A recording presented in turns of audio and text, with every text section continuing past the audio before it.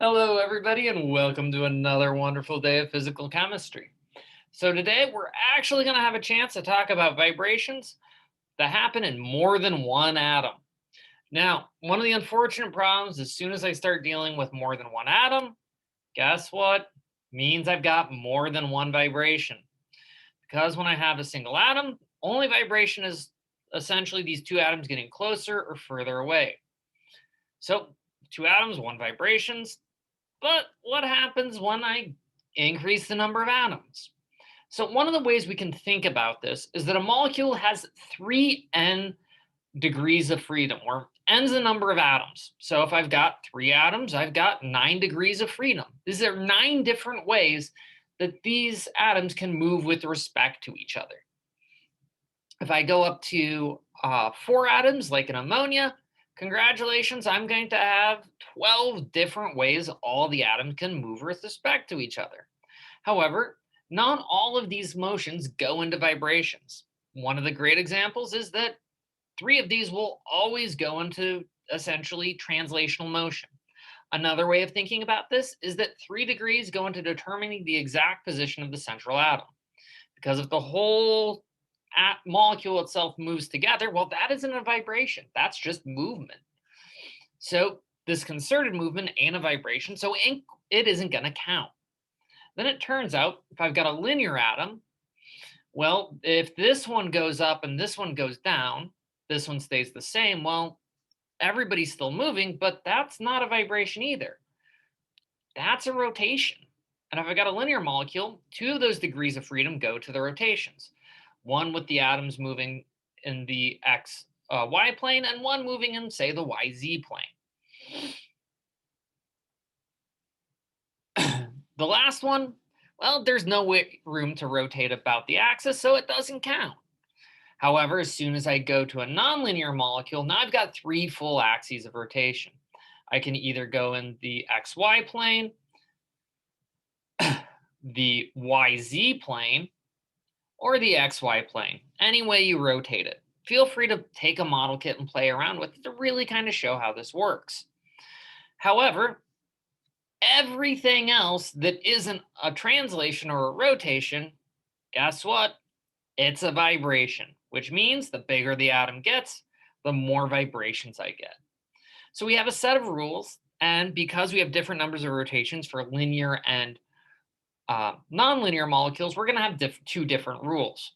So if I have a linear molecule, number of vibrational modes is going to be 3n. So this is the total number of degrees of freedom minus 5 for translation and rotation. So if I'm looking at CO2, I've got 9 total degrees of freedom. 5 of them go into translation and rotation, which means I've got 4 different vibrational modes. There's 4 different ways this molecule can vibrate. Now, if I go to a nonlinear molecule, I have to subtract out 6 modes because I have that extra rotation, which consumes some of the movement.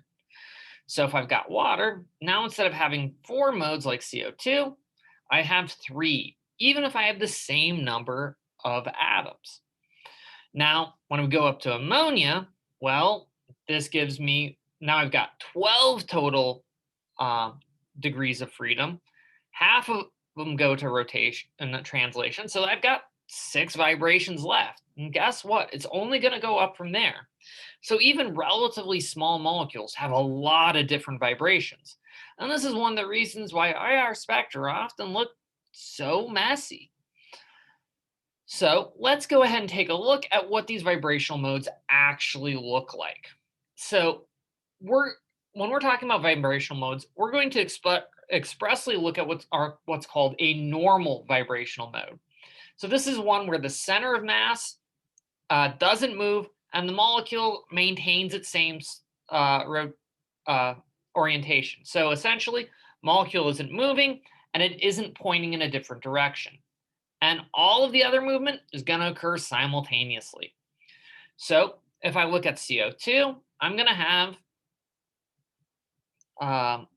3 different types of modes. So I'm going to have what's called the symmetric stretch. So imagine taking your 2 arms and pumping them out, out and back, This is going to be CO2. So this is my first stretch. My second stretch is called an asymmetric stretch.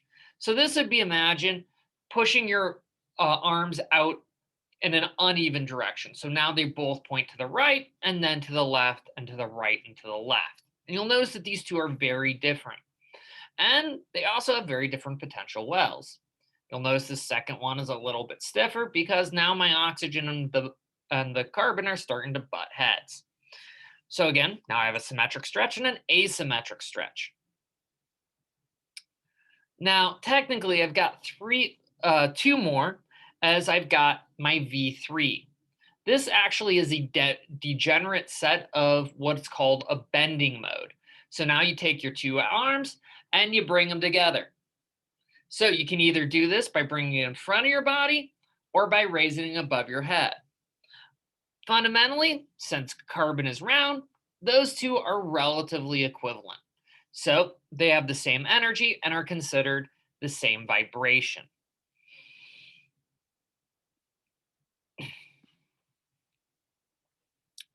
Though it is worth noting that this is essentially how we take 4 vibrations and we drop them down to 3 because some of them are degenerate. And guess what? It's possible to assign irreducible representations to each of these modes. And so, as a heads up, we're going to do this later, so you might want to make sure you have your equation sheet on hand. However, the other thing we can do is we can attach an energy to each of these vibrational states. So you'll notice each of these vibrational states is accompanied with its own specific number.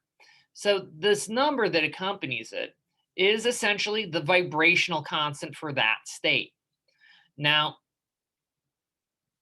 one of the reasons why each of these vibrational states can have its own energy, despite the fact they technically have the same reduced mass, is because each one of them is going to have its own stiffness. So stiffer the bond, like for this asymmetric, harder to do, higher energy separation. More shallow the bond, like essentially these bends, which are fairly easy to do. They're very shallow, easy to move around in, lower energy, much easier to move around through the system. But again, each one of these vibrations gonna have its own potential well, its own stiffness, its own vibrational constant. And typically, we're just going to be using the harmonic oscillator approximation for all of these systems. Because remember, that Morse potential assumed disassociation. It's a little hard to disassociate when you're just doing a vibration, when you're just doing a bend. So as a result, it's much easier to model these as just sitting at the bottom of a nice, even well. Either direction should be equivalent. So as a result, we're mostly going to be using our harmonic oscillator approximation with, again, its own associated constant. Now, one of the other things that is worth noting is that we often want to denote the overall vibrational energy of the system, and we do so by referencing which state each of these vibrations is in, whether it's in, say, the first state, the second state, the ground state, the first excited state, the second excited state, and you can get some really fun combinations. It may be that, and probably is, that my first and second vibrational states are going to be pretty low. They might be 0. However, these much lower energy V3 translation bends are much more likely to be in, say, a first or second excited state. And so we can use this to describe a lot of the movement and energy of a system. And again, as a general rule, our specific translation rules tend to apply, and we'd only expect each of these numbers to change by 1 at a time. However, again, in truth, these are real systems, so we may see overtones where they can jump by 2, or we may see coupled translations where we can absorb 2 photons, and guess what? 2 of these states, like 3 and 4, may both change at once. So one of the important things to know is that turns out I can't use infrared spectroscopy to excite any given molecule because guess what? We still have our gross selection rule. In order for our vibration to actually be excited by infrared spectra, turns out it needs to undergo a dipole change. So let's go ahead and look at our CO2 vibrations and figure out who actually undergoes these changes. So if I take a look at V1, now when I first of all don't have any dipole, and if both of my oxygens move away at the same time, well, I still don't have any dipole. So turns out V1, my first vibration, it's infrared inactive. It won't show up. You take a look at CO2, there's nothing in the 1400 region. And this is why. However, when I take a look at my second excited state, well, now with my carbon moving this way and all of my oxygens moving this way, well, my negative charge is moving to the right, my positive charge is moving to the left. I'm going to be actually forming a dipole because now I'm going to be moving negative charge here. So I'll have a negative charge on this end and a positive charge on this end. So we formed a dipole by undergoing this vibrations. Congratulations, V2 is active. And turns out so are V3 and V4. Well, we'd expect these ones being degenerate to also be active. And this one's kind of easy to see. Positive charge moves up, negative charge moves down. I build up a nice even dipole here. However, when I've got a permanent dipole, like in water, it's often a lot easier to see a vibration change the dipole. So remember, in water, I should have positive charge down here, negative charge along my C2 axis pointing up.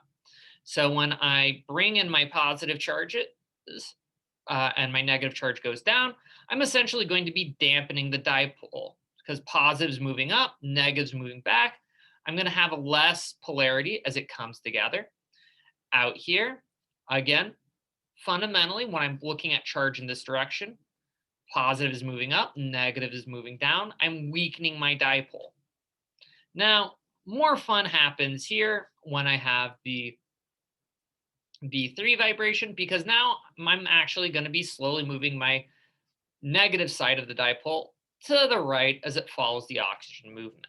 But in all three cases, we see a change in the permanent dipole. And so all three of these are going to be IR active.